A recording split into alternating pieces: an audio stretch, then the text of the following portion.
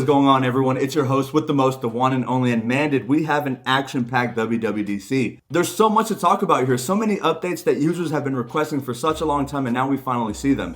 Now, I promise I will have a dedicated video for all the new OSs, that is iOS, iPadOS, macOS, and also watchOS. We see a lot of welcome new changes, but if I were to go in detail, this video would likely be 45 minutes plus long, and I definitely don't want that. So for today's video, I'm just gonna go over a quick recap of everything we saw at Apple's WWDC 2022 event. Now, of course, there's so much. It was a jam-packed event. I might miss some stuff here and there, but these are the things that I found most pertinent and the things that I'm most excited for. So without further ado, we're not gonna waste any more time. We need to jump right into it, so grab some snacks, grab a drink, and let's get this show on the road.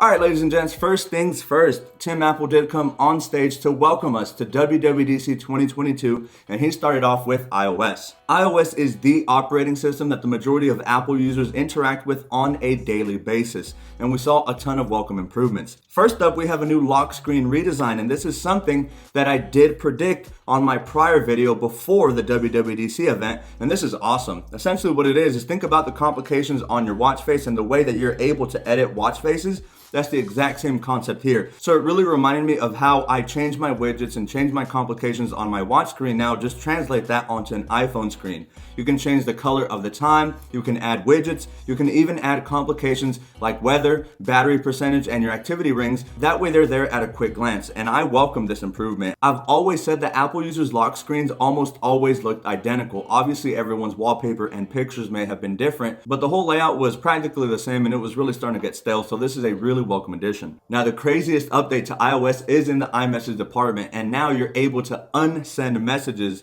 which is something that iPhone users have been requesting for a very long time. If you've ever been in that position where you send a really risky text, now you'll be able to unsend it and pretend it never happened. Or you can also go in and edit it, and it will show a little banner saying that your message was edited. There are, of course, some updates to the memojis, and they didn't specifically say that we'd get a new batch of emojis, but I anticipate those coming down later on. The Mail app also got a similar treatment to iMessage in that you can also unsend an email. You can even schedule emails to be sent at a later time. So if you'd rather not send an email at 3 in the morning and prefer to send it right when you wake up, you can do so, which I think is pretty nifty. I've sent some emails here and there at around 3 a.m. back when I was on my 9 to 5, and people always noticed how late I sent them. Another big update is to Maps. Now, I know that most people prefer Google Maps or Waze. I myself, being an Apple fanboy, not gonna lie, I do stick to Maps mainly because of Apple CarPlay. I know Waze is supported on CarPlay. I just really like the way Apple Maps just interacts with the OS. It's really clean, it's very seamless, and it never gives me any problems. There is now support for multiple stops, so I don't know if you have to go grocery shopping, then pick up your kid from soccer practice, and I don't know, stop by the gasoline station on the way back home. You're able to put all of those independent stops on your route back home and use it on one single trip instead of having to go in and type each trip one by one. So I guess that's pretty nifty. And now some updates to the smart home. So the home application has now been redesigned, and it honestly looks just a lot cleaner. I really didn't like the UI before. It was very cumbersome. It was kind of hard to understand. Whenever I set up my Apple HomePods, it was just an eyesore. I really didn't know what I was doing until I eventually had to go on Google to figure it out. But now it's redesigned, and an exciting update, the company Matter is going to be compatible with Apple Home later on this year, so look out for that. Speaking of apps, the Fitness app will be available now to all iPhone users. So if you've ever wanted to close your rings on your Apple Watch but may have not had it on hand or on the wrist, you'll now be able to close all your rings directly off of your iPhone and track all of your progress and all of your workouts straight from the iPhone. Now, someone who loves weightlifting, this is awesome. There's many times that my Apple Watch has either died while on the wrist or I just flat out forgot to wear it for the day. So it's nice to know that I can rely on my iPhone to more accurately track my workouts. Now, nothing can beat the precision of the Apple Watch. The Apple Watch is Apple's most precise piece of hardware to track your workouts. So while it isn't a direct replacement, it's still nice to know that the iPhone will be able to do a decent job at tracking your workouts in a similar fashion that your Apple Watch does. Which now leads me to some of the updates on watchOS 9, and we do have a few, but they're very nifty and very handy. First, we have new metrics and new insights on workouts. We have new things such as heart rate zones, which I think is pretty cool. And then Apple also showed a demonstration of someone's stride. Someone who ran a lot before previously and injured my back can attest to this. I really wish the Apple Watch had those features, because then the Apple Watch will intelligently be able to tell you to kind of switch up the pace a little bit. Maybe you're running for too long. And the demo that they used was the oscillation between your arms and how your body bounces up and down every single time you run. I just thought that was really neat, and it goes to show how far the Apple Watch has come in terms of health tracking. I also find it funny, those heart rate zones. The Apple Watch will now be able to give you a much more aggressive nudge and say, hey, you should probably pick up the pace. And I just think that's really nice. It's that little piece of motivation that when you're working out alone, you kind of need it sometimes. Nothing beats working out with a buddy, but when the Apple Watch is all you have, it's nice that even the Apple Watch will tell you to pick up the pace or move it along a little bit faster, so that's nice. And coming to the Apple Watch for the first time, there is medication tracking. Now, Apple announced during the keynote that on average, more than a majority of Americans, I forgot the stat that they said, but I want to say it's close to 50% of Americans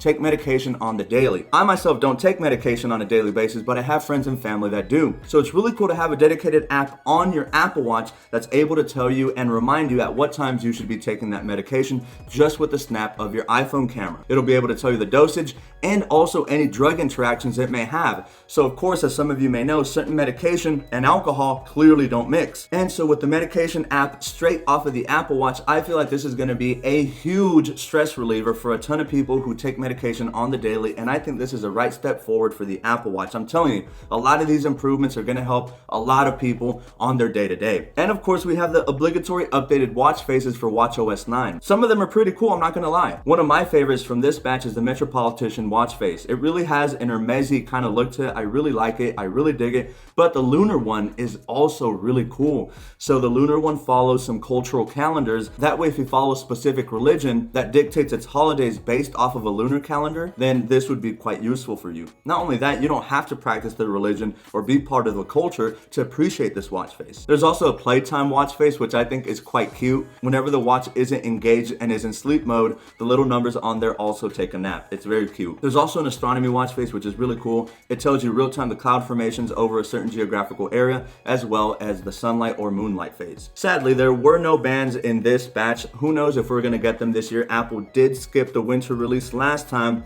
so I'm not sure if they're only gonna update spring and fall from now on. Since there was no band release, I wanna say that's the case, but maybe in another couple of weeks we'll know. If Apple doesn't release new bands in 2 or 3 weeks, then we're definitely not getting any summer bands.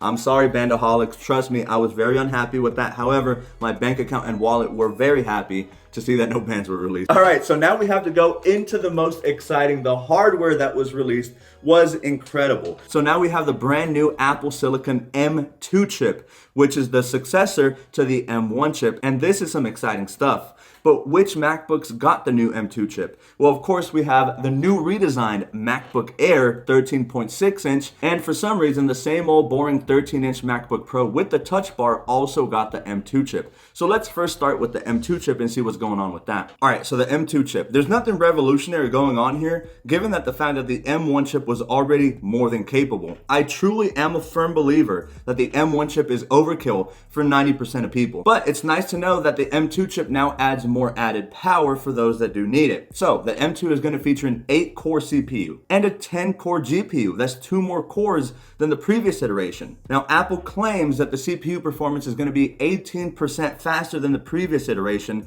but on the GPU side, we see a more substantial gain at around a 35% increase to performance. This is going to translate to much better gameplay, also smoother editing and rendering. So overall, it's just a nice incremental upgrade. You can call it an S upgrade. Once again, this is nowhere in the leagues of the M1 Ultra or the M1 Max or anything like that. Just think about it as a step from the M1 to the M2, similar to how the iPhones get a processor update every single year. So it's just nice to know that there's more power under the hood. So which MacBooks are getting this new M2 chip? Let's start with the most boring one of all, and that is the same old 13-inch MacBook Pro with the touch bar. There are some few advocates still left out there that are crying about the touch bar. And so if you're one of those people, hey, you still have this 13-inch MacBook Pro with that same old design from prior, and now it just has the M2 chip. Literally nothing else was changed. So that 13-inch MacBook Pro, really not much to talk about here. It has the M2 chip, so there's that. The real story is on the MacBook Air. Now, rumors and leaks got it all wrong about these color options. So they did not follow the same color scheme as the iMacs, but that's okay because honestly, I'm very happy and complacent with the color options we have for the new MacBook Air. That wedge design is now scrapped, and in its place is the new modern design language of the current 14-inch and 16-inch MacBook Pro. So it's going to be a more rectangular, squarer design, and best of all, it's fanless. There's no fan found inside. So all of this power under the hood and no fan, I mean, that's incredible. We do have slimmer bezels now thanks to that liquid retina display. So now instead of having a 13.3-inch display, it now goes up slightly to 13.6-inch. And yes, there is a notch, but honestly, I don't know why people make such a huge fuss about the notch. I can't wait to have it in the studio and compare it to last year's M1 MacBook Air, which is still available for sale on Apple's website. So if you want a cheaper alternative, there is that one, since there was a price increase now starting at $11.99 for the base model MacBook Air with M2. Going back to the bezels though and the notches, so leaks and rumors did point that we were going to have white bezels, but Apple stuck to their guns and we have black bezels still. There is now finally a better 1080p camera found on the front, so finally, it was about time. Okay, and what operating system is fired up on the new MacBook Air, you ask? That's going to be macOS Ventura. The story on macOS is very similar to iOS though. You're going to have those same iMessage improvements, new search design, that way you get more information pertinent to what you're searching, and it's overall just a lot crisper and cleaner. Spotlight quick actions are now featured on this new macOS iteration. There's also now shared tab groups. I don't know necessarily how useful this will be for me, but if you ever have a group of friends and you guys are working on a project, you're able to share all of your open tabs or make a certain set of tabs available to the rest of your classmates or your group mates, or maybe even your family if you want to share some tabs with them. But I think the biggest feature and the most pertinent feature of this release from macOS is Stage Manager. And Stage Manager basically sets out to create a cleaner desktop for you whenever you're working. Now for me, for example, I think this is going to be really useful. So whenever I'm editing on Final Cut Pro, it is kind of cumbersome to switch between screens or minimize my window to go and grab something else that I need, say from Finder or from another website. Well, now with Stage Manager, everything is really nice and cohesive over on the side. So if you quickly want to grab a photo and put it right onto the timeline, you're able to do that thanks to the dock-like feature on the left side of your panel, and you're able to quickly swipe left and right from the tabs that you have open on screen. That way it's a really nice, clean, and seamless approach to your productivity. By far, one of the coolest features that I think is coming to this new iteration of macOS is the continuity camera. So now, in very typical Apple fashion, it's quite neat. It looks a little silly at first, but you'll be able to clip your iPhone, yes, your iPhone, to the back of your MacBook or your Mac, or in my case, my Pro XDR display, which does not feature a webcam, which is so weird. I paid $5,000 for that thing and there's no webcam, but whatever. So you will be able to clip it. Now, Apple presumably is going to have their own accessory, or maybe they'll have other third-party designs available at the Apple Store. That way you're able to clip it and get much crisper quality. And thanks to that wide angle lens found inside of your iPhone, for systems that don't support center stage, you now have that feature thanks to the ultra wide camera of your iPhone. And finally, over on iPad OS, initially I was a little disappointed, but slowly the iPad is starting to fill its niche within the Apple ecosystem. So during the keynote, I feel like what Apple did is they focused on some of these new updates to whatever fits each device's role within the ecosystem. So for example, on the iPad, they demoed the collaboration feature that's set to roll out later this year. And Stage Manager is what's finally going to make the iPad OS seem like more of a desktop feel and not an iOS feel. So very similar to macOS, all of your apps and your docks will be over on the side. You'll be able to swipe between applications. It's going to be very seamless and it looks really cool, and it's finally one step closer for the iPad to truly become a notebook or laptop replacement.